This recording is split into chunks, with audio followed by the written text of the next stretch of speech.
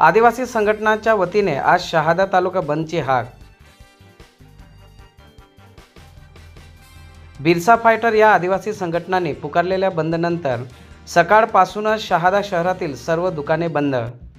कोणताही अनुचित प्रकार घडू नये यासाठी शहादा शहरात पोलिसांचा तगडा बंदोबस्त। शिवसेना शिंदे गटाचे आमदार चंद्रकांत रघुवंशी यांच्या विरोधात आदिवासी संघटनांनी पुकारला आहे बंद। आमदार चंद्रकांत रघुवंशी यांनी आदिवासी संघटनांबद्दल अपशब्द वापरला असल्याचा आरोप आदिवासी संघटनांनी केला असून त्यांच्या विरोधात गुन्हा दाखल करण्याची मागणी केली होती। गुन्हा दाखल होत नसल्याने अखेर आदिवासी संघटनांनी शहादा बंदची हाक देण्यात आली आहे।